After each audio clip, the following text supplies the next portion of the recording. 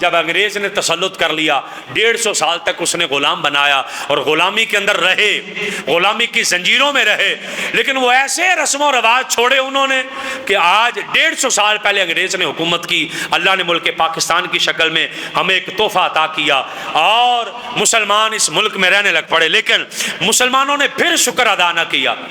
مسلمان پھر نہ شکری کی طرف چلے اور اس نعمت کی قدر نہ کی، اس نعمت کے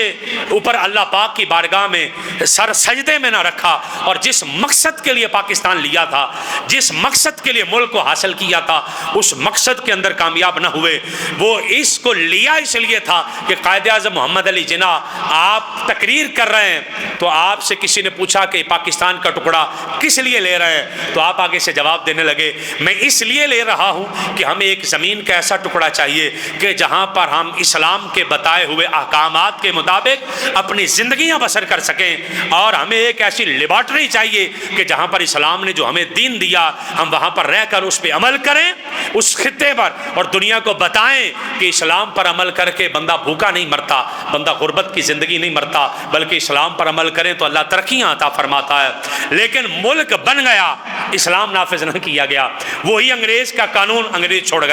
وہی انگریز کی روایات انگریز چھوڑ گیا، وہی ہندو اور سکھوں کی روایات وہ چھوڑ گئے جو آج تک ہماری جانیں نہیں چھوڑ رہی۔ آج تک ہمارا نوجوان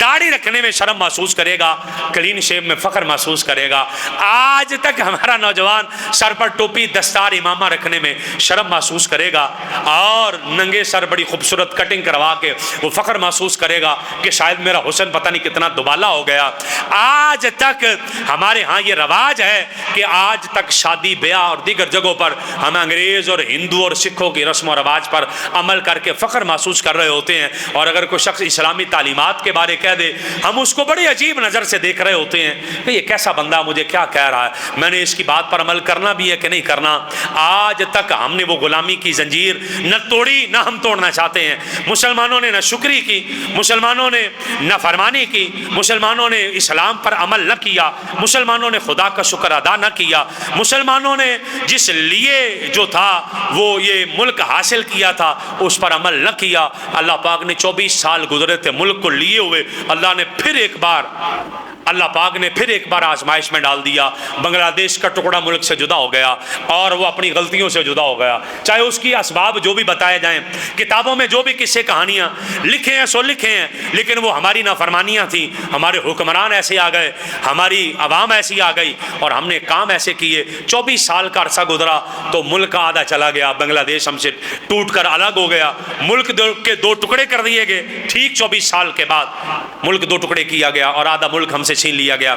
کرتے کرتے آج بھی ہم باز نہیں آئے، اور آج بھی آپ دیکھ لیں ملک کی حالت آپ کے سامنے ہے، ہم کس حالت میں ہیں۔ بلکہ یہاں اگر کوئی دین نافذ کی بات کرنے کی بات کر لے وہ دہشت گرد کہلاتا ہے، وہ ظالم کہلاتا ہے۔ لوگ کہتے ہیں کہ یہ کہیں جہاد کی طرف نہ لے جائے، پکڑو اسے، دباؤ اسے مارو اسے جیل میں اٹھا کے پھینکو، یہ جہاد کی بات کرے گا، یہ لوگوں کے ذہن خراب کرے گا، یہ مسلح جدوجہد کی کوشش کرے گا، یہ کرے گا، یہ وہ کرے گا۔ حالانکہ دین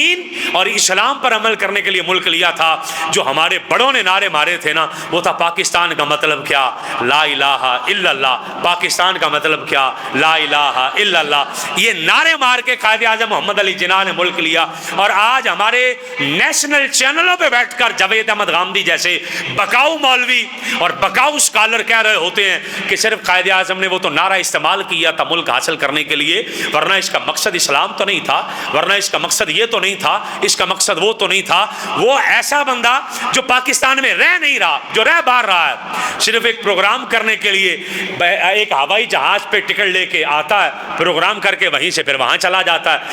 پروگرام کر کے آیا، ہمیں ہماری پالیسی ٹی وی پر بیٹھ کر بتا کے وہ چلا جائے گا، اور ہمارے لوگ آش آش کر اٹھیں گے۔ نیشنل ٹی وی پہ جس کو بٹھایا جائے یہ کہنے کے لیے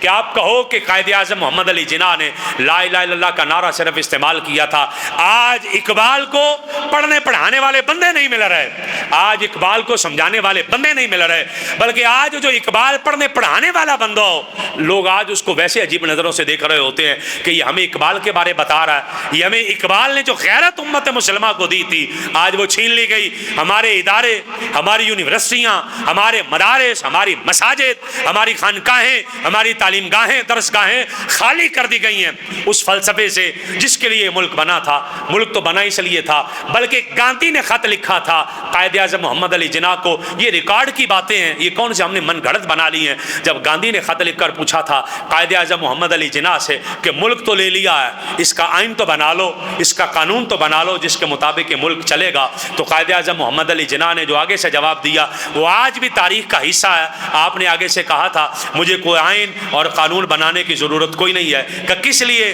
کہ ہمارا آئین اور قانون 1400 سال پہلے محمد رسول اللہ ہمیں بنا کر دے کر گئے ہیں۔